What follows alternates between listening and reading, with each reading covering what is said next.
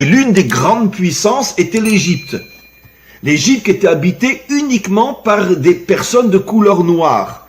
Encore une fois, quand Yaakov est descendu avec sa famille en Égypte, et quand le peuple juif est né à partir de l'Égypte, c'était tous des noirs là-bas.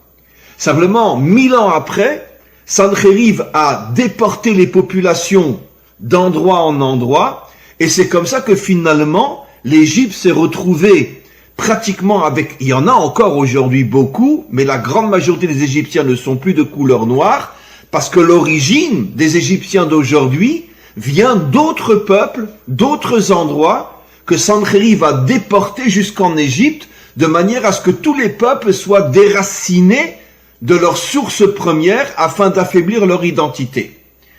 Et c'est quelque chose d'assez extraordinaire. Donc maintenant je reviens à ce que j'explique. Nos commentaires disent que le peuple juif est né à partir d'une matrice qu'était l'Afrique. L'Afrique dans le sens que les habitants de l'Égypte, Pharaon, étaient noirs. Et tous les habitants de l'Égypte à l'époque où Israël s'est retrouvé là-bas et est né à partir de cet endroit, tous, dans leur grande majorité, étaient des noirs. Et c'est quelque chose de fou, c'est quelque chose d'absolument incroyable, surtout que nos maîtres comparent, encore une fois, je me répète, parce que c'est tellement important, l'Égypte noire de l'époque était la mère qui avait enfanté le peuple juif. C'est quelque chose de fou que 99% des hommes et des femmes sur terre ne savent pas. Et j'oserais presque dire même à l'intérieur de notre peuple, très peu comprennent cette histoire absolument incroyable que finalement, c'est d'une certaine manière la race noire qui a engendré le peuple juif. C'est quelque chose de fou. Et qui confirme de plus en plus ce que j'expliquais déjà dans mes 2 premiers cours, le lien inimaginable qu'il y a entre Israël et les Africains. Et qui va se renforcer de plus en plus et qui va se révéler dans toute sa puissance au moment de la délivrance finale. Vous comprenez pourquoi la première chose que Moshe a fait lorsqu'il a dû quitter l'Égypte, il est resté sur le continent africain, il est descendu donc vers le centre ou vers le sud de l'Afrique, et il s'est marié avec une Africaine. Sa première épouse qui l'a accompagné jusqu'à la fin de sa vie était une Africaine. Nos maîtres nous rapportent déjà dans des commentaires, il y a depuis très très longtemps, que quand Alexandre le Grand, vous avez tous entendu parler d'Alexandre le grand conquérant grec, il a conquis, comme on le sait, le monde entier. Je parle du monde civilisé de l'époque. Et la dernière étape où il a été, c'est écrit dans le Talmud et dans d'autres textes, donc des textes qui datent de plus de 2000 ans, que la dernière étape où il a voulu continuer sa conquête, c'était en Afrique. Il est parti en Afrique. Et en Afrique, il est tombé sur une armée de femmes noires. Et ces femmes noires ont vaincu Alexandre le Grand et l'ont chassé. Ça veut dire que c'est quelque chose de fou.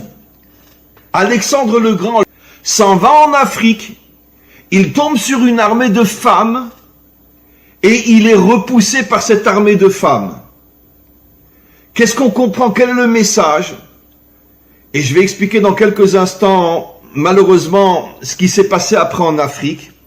C'est que nos maîtres nous expliquent depuis plus de 200 ans, depuis plus de 2000 ans, qu'au départ, le peuple africain était tellement fort sur le plan physique que même des femmes africaines sont arrivées à repousser l'armée d'Alexandre le Grand. La seule armée qui a vaincu Alexandre. Ça ne s'était jamais passé nulle part ailleurs. Partout où Alexandre allait, il gagnait. Maintenant, donnons un exemple simple aussi. Sur le plan sportif, les plus grands athlètes dans le monde, c'est sûr qu'il y a des blancs, des jaunes aussi, mais parmi on pourrait dire, la première ligne des puissants athlètes, que ce soit en boxe, que ce soit en course, que ce soit dans tout ce qui est l'athlétisme, etc., ce sont quand même des Noirs. On voit que les Noirs ont une puissance physique inimaginable, surtout dans le domaine de la boxe. Tous les champions de boxe mondiale, pratiquement à 1 ou 2 exceptions près, sont des Noirs. Il y a une puissance, une force incroyable, on pourrait dire dans la matérialité africaine, et on comprend maintenant pourquoi L'âme d'Israël, en tant que peuple, doit s'unir à l'Afrique quand elle retrouvera sa vraie puissance, parce que de la même manière qu'il faut avoir une âme puissante dans un corps fort, comme on dit d'ailleurs en français, un esprit saint dans un corps saint, je préfère dire une âme forte dans un corps fort, qu'en vérité parmi tous les peuples, ceux qui ont hérité de la puissance du corps plus que n'importe quel autre peuple ou civilisation, c'est précisément les Africains. Et c'est la raison pour laquelle, au moment de la délivrance finale, la puissance de l'âme d'Israël va s'unir à la puissance, on pourrait dire, de la réalité matérielle, corporelle de l'Afrique. Ça va donner une civilisation avec une puissance inimaginable qui pourra vaincre le mal, repousser le mal et installer le bien dans ce monde. Qui ont été les plus piétinés, les plus poursuivis, les plus maltraités, les plus exterminés dans toute l'histoire humaine, les Noirs n'en parlant pas, les destructions, les guerres, tout ce qui s'est passé en Afrique jusqu'il n'y a pas tellement longtemps entre les Tutsites et les Hutus, etc. Et on va en parler bien sûr. Donc, il y a et aussi l'exil. Les Africains sont exilés aussi aux quatre coins de la terre. Il n'y a pas un pays au monde où il n'y a pas des Noirs aujourd'hui.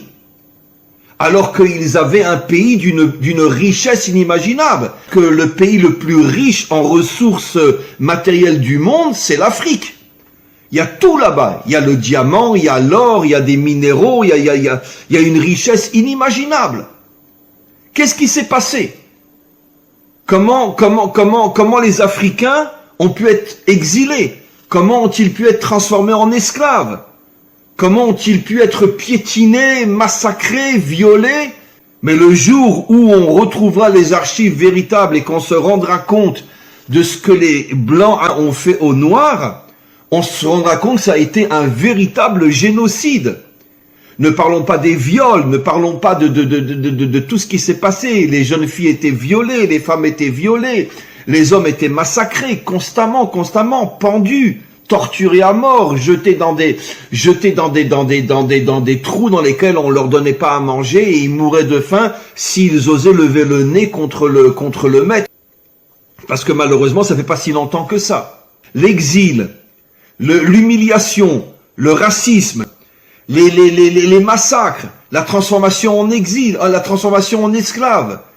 Mais c'est pas par hasard, puisque Moshe a épousé une africaine, puisque le peuple juif est né en Afrique, puisque comme je l'ai expliqué à cette époque-là, tous les Égyptiens étaient noirs, c'était avant la transportation de population d'un pays à un autre.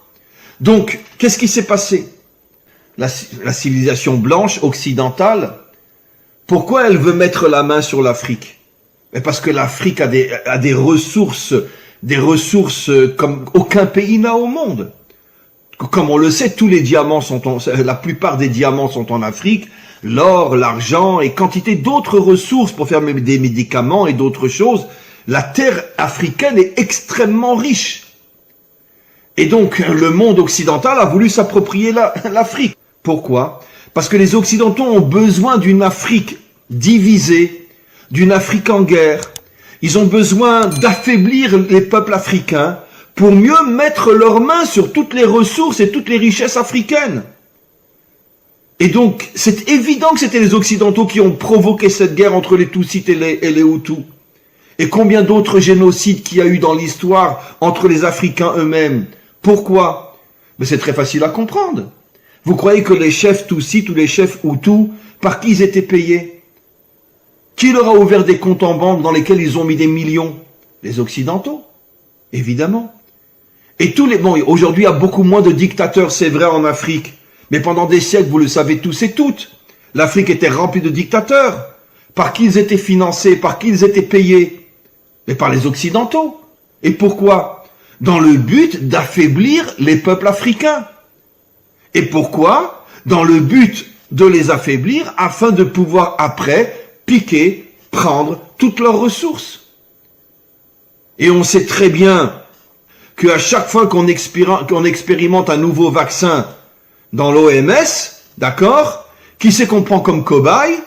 On va trouver un village perdu en Afrique, on leur apporte de la nourriture, On leur apporte de l'argent et on leur dit, en échange de l'argent qu'on vous donne, essayez le vaccin, la moitié disparaissent, et puis comme ça, on expérimente sur les Africains, on expérimente tous les nouveaux médicaments.